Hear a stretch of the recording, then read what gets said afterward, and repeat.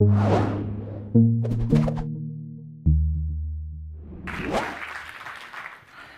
feel like a little bit of pressure now set up, especially because I'm the one between you all and lunch. So I will try to make this as not hunger-inducing as possible. Today, I am here to talk with you guys about interactions in the responsive web. And I am a super giant fan of interactions, especially when it comes to hovers. As you might know, if you've seen my website, fyeahhovers.tumblr.com, where I like to, showcase some of my favorite hovers that are out there. But seriously, interactions have come a really long way over the years, right? And when we started with this crazy swap image code, right? Yeah, how many of you did that? Awesome, right? Yeah, it could have been crazy if you were in fireworks and had your disjointed rollovers. You're like, this is awesome. Then that was a little rough. But we moved on from there, right? We moved on to Flash interactions. Remember when you first learned ActionScript and you're like, holy crap, the internet's amazing. Let's get more amazing. Let's have entire intros. Yeah. Why would I not want to put something like this on my website? I thought that was part of the interaction. I think it was just someone walking by that thing. And I was like, wow, this is kind of advanced. Yeah, it was awesome, right? No. Dark times, dark times. Animations and interactions have gotten a really bad name over the years from our abuse and our overuse of the things that we can do, and so we did them. We have other options now, though. With CSS3 and the different technologies, we can do smarter, more classier interactions without going over the top, because we do not want to go over the top. So why add interactions to our web page, right? Well, there's a bunch of reasons. We let users know that something has changed. We can have things happen in the background while other things are animating. We appear current when we add these animations that aren't stagnant and stale. And we can also add entertainment, because there is value in that surprise and delight factor. And of course, this is the web we're talking about here, so some things we are not going to agree on. With that in mind, if you guys want to tell me your opinions about any of these, I have this little survey handy. So feel free to let me know if some of these things are things you would love to use or some things you're like, no way, I would never use them. So let's talk about where we can add interactions to a website. And we'll do it by looking at a new app called Campus Cat. Because when people go away to college, they miss their cats. So Campus Cat is going to be geared toward college kids who go to students and want to be able to check in on their cats back at home. So who's going to see this thing? Well, a lot of people access the internet, right? A bunch of these people can visit on a device where they can download our app from. 50% of cell phone owners download apps, which is up from 22% in 2009. And of course, everyone loves cats, right? Yeah.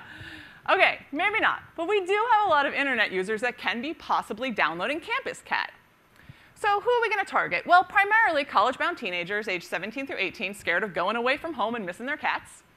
Freshmen college, maybe they're not fitting in so well making friends, so they want to check back at home on their cats.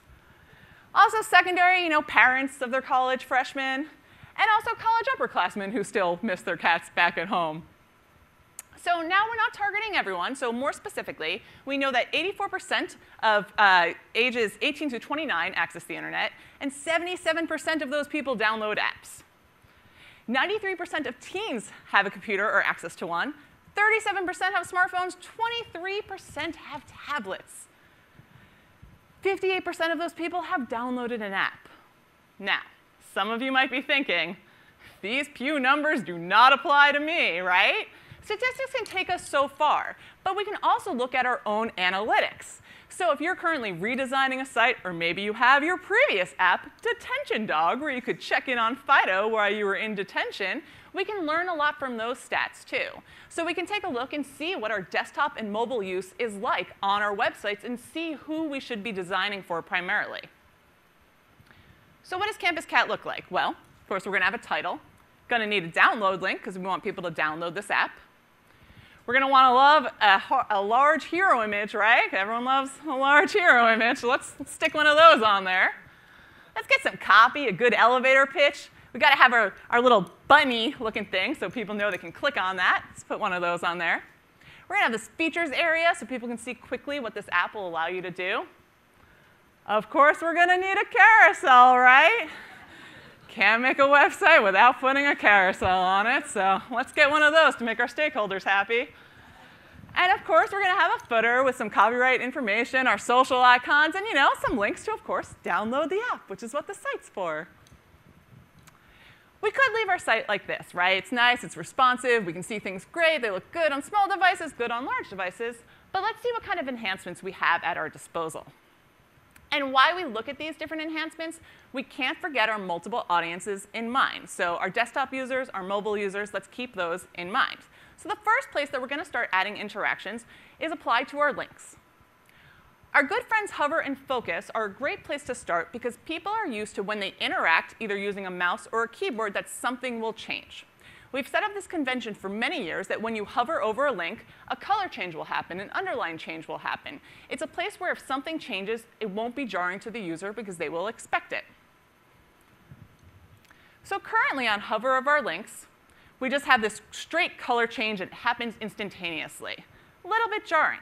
We can utilize CSS transitions here on hover to make that less jarring. As Dan likes to say, I like to think of CSS transitions like butter.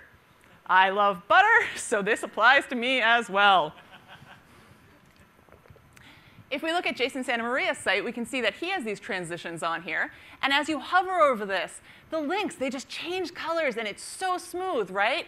The color change between the two things, it's not jarring anymore. It's just a smooth interaction. CSS color fades are like the smooth jazz of hovers, right? Like I just love them. They feel good. It's just like feels good when you're using the website. OK, but what about touch devices, right? Yeah, what are we going to do about those? No hovers on the touch devices. Well, sorry. We used to be able to say, if it's a small screen, it's touch. If it's a big screen, it's mouse, right? But that doesn't fly anymore because we have desktops that can touch. We've got smartphones that can hover. And we have ridiculously, comically large tablets. So what do we do? What do we do with all these options we have? As Ethan said before, our jobs are hard. So one thing we can do is assume that every screen that we serve is a touch screen. We'll keep this in mind as we look through the interactions and see how those will transcend between touch versus hover. On touch devices here, we can still see what a link is, right? Based on the change in font size and colors and text styling, it's easy for users that come to this site to be able to tell what a link is even without our hover state. So let's go ahead and add this to our site. One simple line of code will allow us to just get those Kenny G transitions onto our page. So let's add it. And now you can see as I'm hovering over the links on Campus Cat, we have this nice smooth jazz fade effect. And we're like, this looks nice. I want to hover all day long. On smaller touch devices, we can still tell what a link is based on the color change. If you're like, I'm not sure, maybe color contrast, maybe we need more, hey, throw an underline on it. Now we definitely know what the link is here, even without that hover effect. So simple transitions have a lot of pros to them. Really easy to implement, basically multiple functionalities to test and design, but these things are pretty awesome. Next up, surprise and delight hovers. So I worked on a site for Delaware Valley College, and they rebranded. And in their new branding, they had this loop element. And the loop was basically used to tie different ideas together. It was throughout a lot of their print collateral. And we wanted to find some way to get this into the website, but without sort of hitting users over the head with it.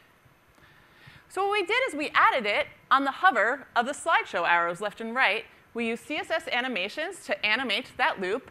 And it just sort of added a little bit of surprise to our website.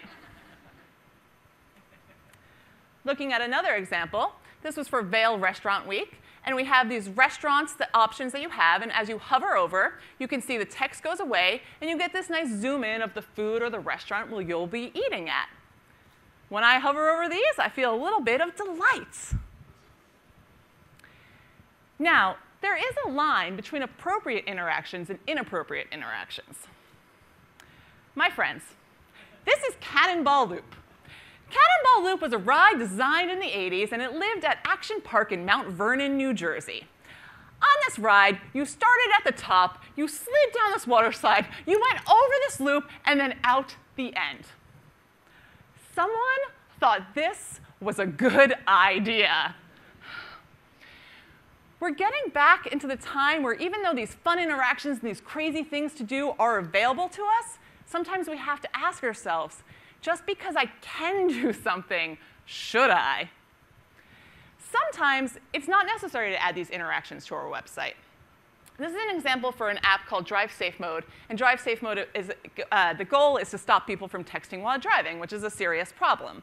And they have these talk bubbles. And on the talk bubbles here that are popping out of these ambulances, there's like some pretty downer facts, right?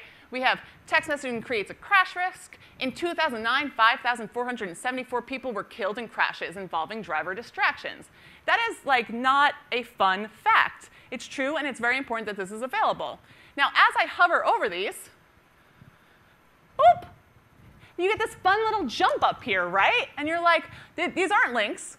They're just, as you hover over them, something happens. You get this interaction that would imply something fun is happening, right? This is not fun. There are things in life that just aren't fun and that we just really don't want to apply this to. So not to make everything a downer, let's get back to here and get back to the fun stuff, but let's remember that sometimes interactions have their time and their place. So let's apply a transition here, and what we'll do is on hover of these feature areas, we're going to make this fun little jumping bubble, and I'm like, that's cool, it's fun, it adds a little bit of surprise and delight. If we want to make sure people know those are links without a hover, again, we can just add an underline. And on this one, everyone's happy. Something to keep in mind when you're doing these properties is that sometimes using translate will help in performance of your transitions. So there's some things that when we paint each frame, it can get choppier animations. There's some CSS properties that are way better to use and animate, such as position, scale, rotation, and opacity are faster things that we can animate versus other CSS properties that we have. So we can provide better performance, which is important because sometimes adding these interactions, if you're adding more page weight, could be a downer to your site. In general, though, if we do this wisely, everyone's going to have a nice, happy experience on your website. So let's take this a step further and see how people are revealing information on hover. And let's take a look at one of those age-old problems we have on the internet, the FAQ page, right? Oh, notorious for being like the worst spot in any website. It's just like catch-all for these things happening. I have no clue what is happening there on this FAQ page. It's getting a little crazy. This is for a photo booth rental site. They're like, let's stuff everything on one page, including pictures. It'll be great. FAQs, right? This is like, I don't know, the designer was like, primary colors, yeah, into it. Man, like someone really went for like the CSS like keyword colors on this one. Good for them. Other options for our FAQs, right? The let's keep it above the fold approach. We'll just squish everything till it all fits in that fictional area. Other options, the always confusing ever relied on jump link, right? Or you jump down and have no way to get back to where you were. That's lovely. We can also jump to sections that are already viewable on our page. So that's another option we have. FAQ pages, what can we do about them? There is hope. There is hope. This is a photo rental for a Mammoth booth, and you can see on hover here, they reveal the answers to their questions. This is the most fun FAQ page I've ever seen in my life. Don't get me wrong, the bar was set very low for this, but way to go, Mammoth booth. And then on smaller screens, what do? They get rid of that functionality, right? They just show everything, and you get used to the scroll that everyone is pretty accustomed to these days. Let's take a look at pies. I'm sorry, the lunch thing. I should have cut these all out. Let's pretend they're not pie, but it's pie. So on these pies, I flip over and I'm like, Lord of the pies, buttercream gang, I want to eat you and find out more about you, my friend. This is a hover that makes me want to eat the pie even more. On smaller screens, they take away that interaction, right? We're just going to reveal the name of the pie so people can get this information fast. We run into a little bit of a problem here, though. Because we're using media queries and screen sizes to switch this functionality, if you're on a device like an iPad, when you click on this, you're going to go to the page, but the hover is still going to trigger. So you're going to get that quick flash of confusion. Again, it's pies. You're probably going to forgive them and still order their pies, but it's something to keep in mind that's there. What we can do is on hover here on our site, we can show information, but we want to make sure it's not vital information so that people that are using touch devices won't miss anything. But we can add sort of teaser text here as another interaction for our visitors that do have hover capabilities. There's some pros and cons of this, right? It's a little bit confusing. There's a point where you sort of even have to ask yourself, if I'm hiding it for touch users, do I need it for hover users at all, right? So it's sort of a back and forth, and sometimes looking at your analytics can kind of help you with this, because otherwise you're just going to be like, I don't know, it's a good idea, it's a bad idea. I can't really decide how I feel about this information reveal hover. Not sure. Then there's the destination hover, right, where we're going to show where a link is going by hovering over it. So here's an example of a really nice website for this design company. They've got these really fun surprise and delight hovers here. Super into it. When you scroll down the page, they have really nice large imagery. Hey, did you see that book that just went by, Ethan? No, that was yours. Oh, look, there it is again. On here, you can see as you hover over, you get the destination of where these links will take you. You might not have known that these were links or just really nice large images. So if we switch to an iPad view and we're scrolling down and we're doing the thing and we're scrolling, we get down here, one might not even know that that's a link. And what can happen here is you might accidentally even target that link because as you're trying to scroll up, you might accidentally hit that hit area. On this website, what they do here is for their download app, they reveal the different devices you can download it for. So I'm going to hover over this, and now I'm like, oh, I can do it on iOS or Android. This is great. It's a nice shortcut for me to get right to the device I want to download. This destination gives us a nice shortcut without having to display both of those at the top of the page. I like this. Let's take this and put it on Campus Cat. So I'm just inspired, you know? It's not stealing. I'm giving them comfort. This isn't a real app. It's fine. But if anyone wants to make it, I would totally pay 99 cents for it. So let me know. Your free idea for everyone. So let's add it here. We're going to go, OK, great. We can get right to the iOS or Android device. No like searching for the link. I got it. It's right there. Fabulous. Now, what can we do for touch devices that won't get that? Well, what if we actually make that download link a jump link to that bottom of our page, right? Remember in the footer, we have all those links to download it? What if we just, for people that get there and won't get the hover, you get that, jump right down? Sounds good. Sounds like a good solution. You can probably tell in my voice that it's not going to be a good solution. So what's happening? Well, I'm clicking on this, and instead of jumping me down to the bottom of the page, I'm just, whoa, I'm accidentally triggering that, right? Why is that happening? Well, that's happening because a lot of mobile browsers wait that 300 milliseconds from the time of click to actually fire the event. Why on earth are they doing this?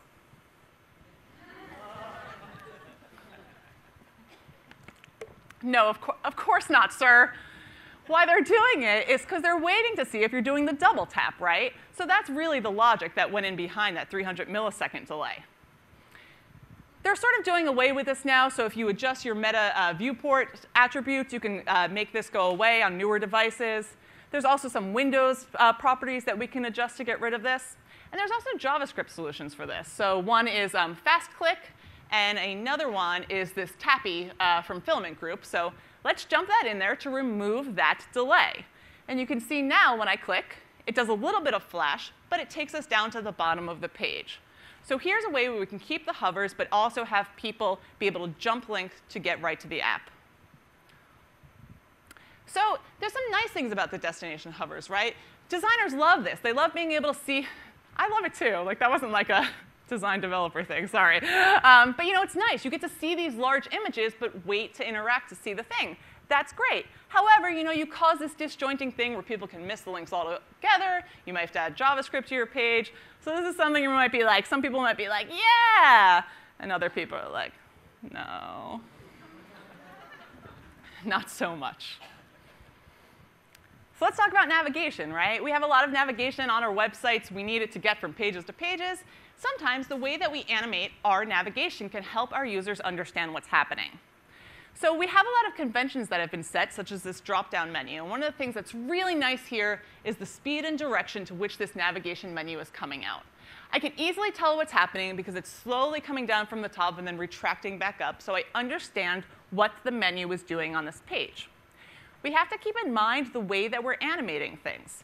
So sometimes we can make things go too fast. And when you make things go really fast or just appear, sometimes the user gets lost in what they're actually looking at. On smaller devices, too, sometimes you're not sure. Is this coming down? Is this a pop-up? What is happening? Is this a light box? I'm not really sure how to interact with this.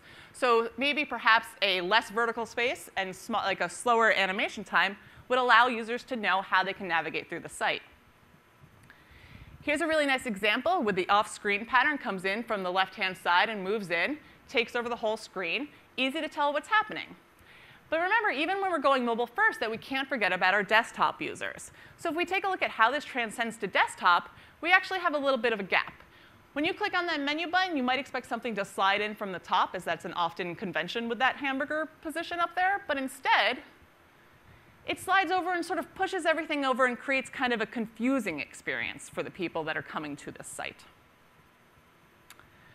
This is Funbox, and Funbox has a few nice interactions. They do that slowly animate up and down here, but then they also have this footer drawer, right? So we've seen this a lot of places, just like a drawer in real life, where you'd open it and you'd close it. Physically, in the real world, when we open a drawer, we push it open, or pull it open, and then we push it close.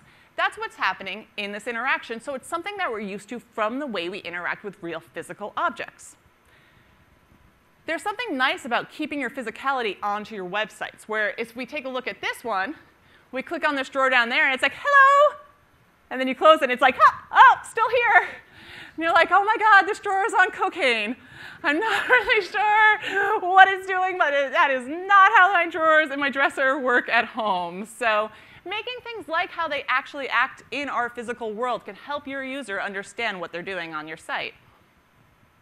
Here's another example of navigation on Starmatic, where they've got these nice little nifty saw blade spinny things. And then on click, it moves from right to left because that is the direction the arrow's in. So we can easily tell how the navigation is working on these pages because they've animated it at a speed that you can understand and from a direction that you would understand.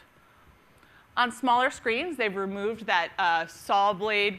And is that a saw blade? I keep calling it, yeah, it's like a saw blade thing, right? Yeah. They remove that, keep the basic arrow, and do the animation from left to right so you can still tell what's happening, but remove some of the more confusing, unnecessary functionality for smaller screens.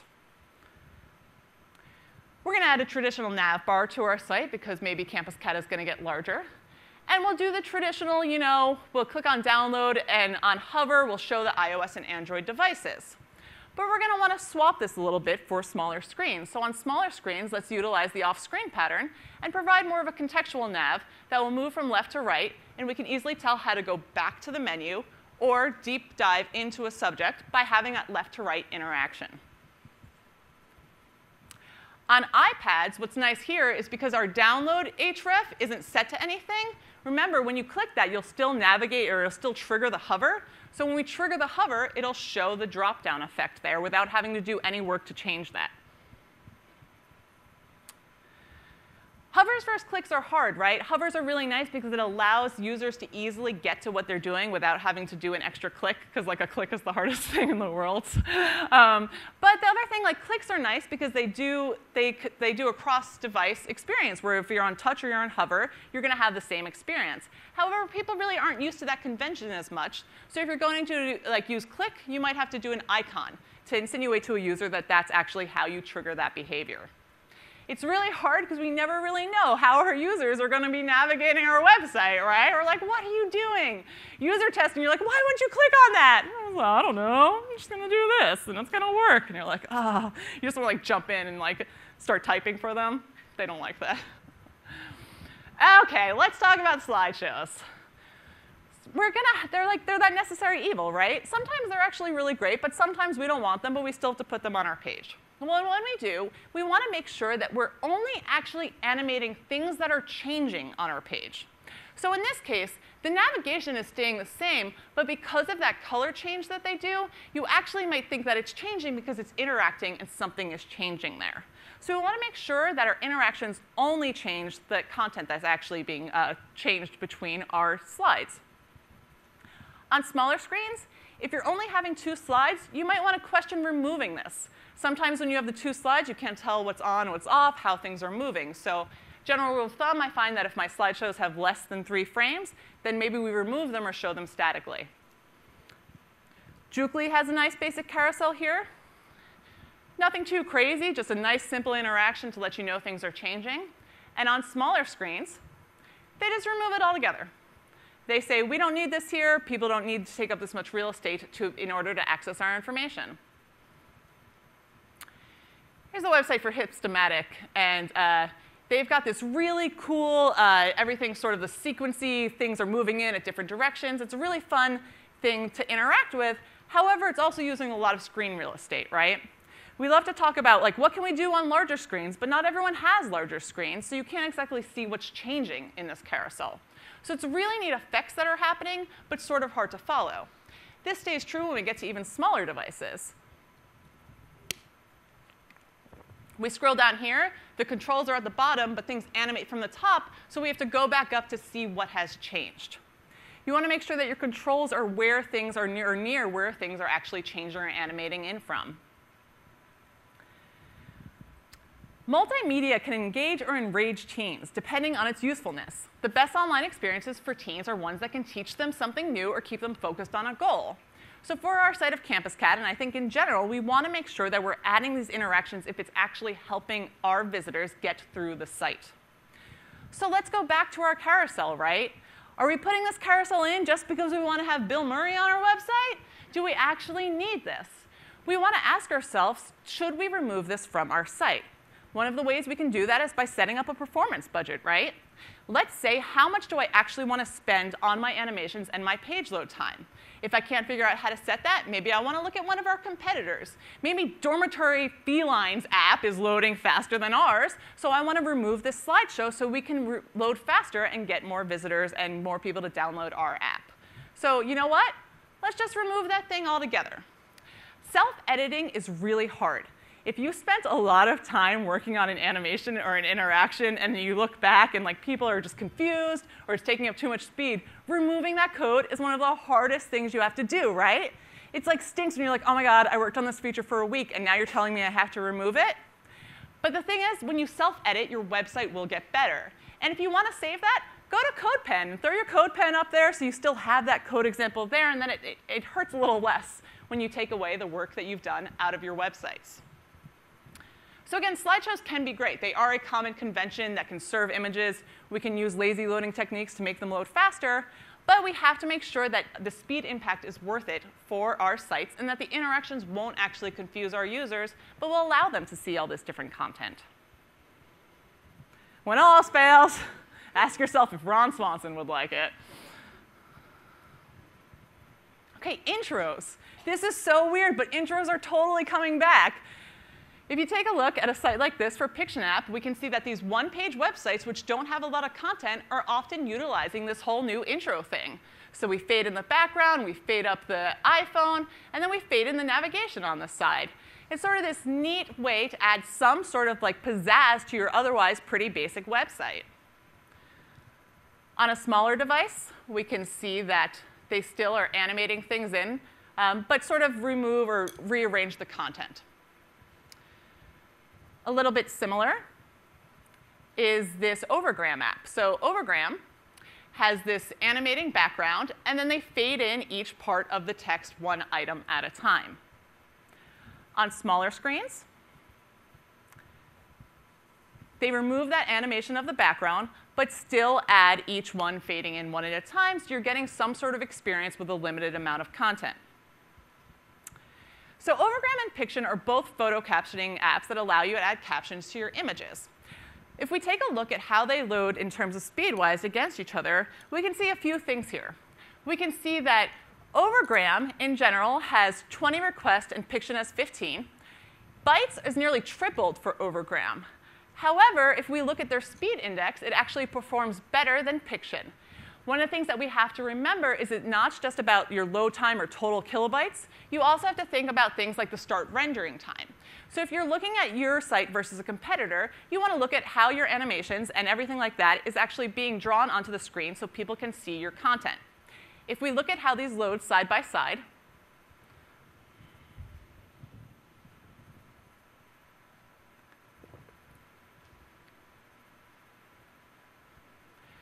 we'll see that even though Piction is a smaller website, Overgram starts to load faster, making it appear to users like it's faster. We want to keep these in mind when we're deciding whether or not how the speed of things that we're animating and how much content we're actually going to put on our site. This is Just Landed. And Just Landed has this little cloud animation that happens in the background. It's got this cute little plane. It's going across the background. It's going over there. You know, this is a pretty simple website. So this is a good example where if they didn't have this interaction, there's really not that much to the site. So this is a good place where you can add things like this and have room to play with it. Same thing for their mobile site. They sort of slim it down and just do the clouds. Again, though, we have to say this is good to use it sometimes, but not always good. So if we take a look at this site here, this is a circle up, and as you move your cursor in, this thumb starts to like creep in from the side. And I'm like, I don't know what you're doing, thumb, but it does not make me feel comfortable. I have like no clue. I've tried to like figure out the logic of this like a bunch of times, and I'm just like, I do not know what that thumb is doing. It's like there, and it's like, hey, hello. I'm a thumb from the side of the screen. You're like, you are creepy, thumb. So, again, just because we can do something doesn't mean we should.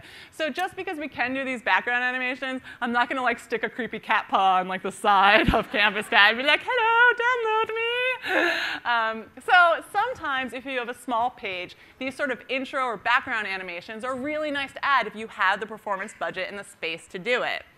Other times, though, we have to remember it can be a large speed impact if you already have a lot of content or interactions on your page. Also, it can be very confusing depending on the logic behind your interaction and animation. So unless you really want a lot of cat paws, you know, think about this for smaller sites. So what if we want to switch our stuff based on hover versus touch instead of screen size? So far, we've basically looked at triggering things based on media queries and midwidths and saying, OK, if you're this size, we can do this. If you're that size, we can do that. Well, what if we really just want to say, what if it's a hover or touch? What if we put in a hover versus like, touch switcher onto our site? You guys remember these? Right? Like the small a, medium A, big A. When you clicked on it, it would change the font size. And everyone was like, this is awesome. I can easily change how I'm viewing this. Well, what if we used that to sort of target touch and hover? And that way, if we knew that something was a touch device, we could switch our hit area so it matches that 44 by 44 recommendation, you know, for people with the fat fingers that everyone complains about these days, because Fred Flintstone's using your website. That is your main user. So unfortunately, there's no real way for us to detect a touch screen. We can use JavaScript and sort of detect hover, but there's nothing that's basically foolproof. Even Modernizer has some like false positives. So what can we do? Well, what if we actually add a touch versus hover switcher into the footer of our website? We might be getting into a place where, you know, we're like Time Magazine, this is overkill, but it's sort of an option. So let's say we switch to touch. Our hit areas can get larger, and it'll give people more of a place to hit, or because they're not going to use a precise pointing device. We can add that in to Campus Cat. So basically over here, you could switch between, you know, if you're using touch or hover. And then we just, using JavaScript, just switch a body class between touch and hover and have everything cascade down from there in our CSS. You know how we have list versus grid views on our items? We could do the same sort of thing if we wanted to do that in hovers for our products things on product sites. So if I switch to touch, it'll display everything out. If I switch to hover, we'll get these nice hover effects. Maybe I want to sell some cats, some portable cats on our website. Maybe we can add that as well. I got a few cats if anyone wants a portable cat. Should start some. No, I love them. Don't tell them I said that. Anywho, so we can add this to our site and sort of do this hover versus touch switch. Maybe if we are confused or we think people won't know that, we can do an interrupter and just stop them right away with a modal that says, hey, are you using hover or touch? And if they select, we can say, hey, thanks, we stored that, but feel free to toggle it in that top bar. A lot of hand-holding here, but it's another option that we have. But I mean, why even stop there, right? You know, on Windows 8 machines, we've got these, like, everyone's using these touch devices. And so what if our navigation, if we know we're doing a touch screen, moves from the top to the left? So I can easily access it if I'm left-handed. Or if I'm right-handed, maybe the navigation will move to the right, and I can click it on the right-handed. Let's do a left first right touch switcher. You can be like, OK, I switched this. Don't ask me again. So the pros, of course, is we're now getting a super customized experience for our visitors. They can get exactly what they need based on the fact that we now know all of this information. Of course, there's major cons to this, right? We're hoping that the web these days doesn't need all this hand-holding. We don't want to ask our users to do all this extra work. So this might work maybe if you've got something really specific or hiding functionality, but in general, this might seem like a really great idea, and then you might be up to some surprises. That dog is a jerk. So in the future, right? Maybe there's some hope in the future. In Media Queries Level 4, we have these interaction media features. And it's introducing some new things. So one of the things we have are sort of pointer queries. So we can check for none, coarse, or fine. And basically, if it's fine, then that's an accurate device, so stylus, mouse, or touchpad. If it comes back with coarse, then that's limited accuracy, so smartphones, Nintendo Wii controllers, anything like that. So we can do a query to see what kind of input people are using, and then switch things based on that in the future.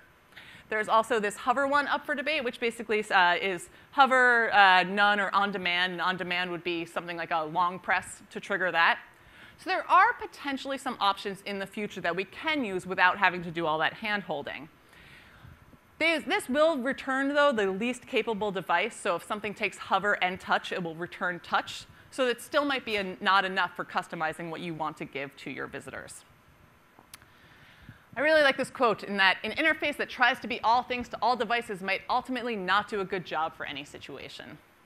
And of course, that's true. It's up to us to look at our analytics and really see what our visitors need, because some of these options, even though they're out there, might be things you want to A/B test or sort of try, like do user testing, but may ultimately not be the best solution. There's a lot of things that we can ask ourselves. We can find out if the interactions will help the changes in our interface. We can find out what the personal value and enjoyment is. What is it really adding? How is it going to affect our size? What are the expensive properties? Maybe we should try animating something else.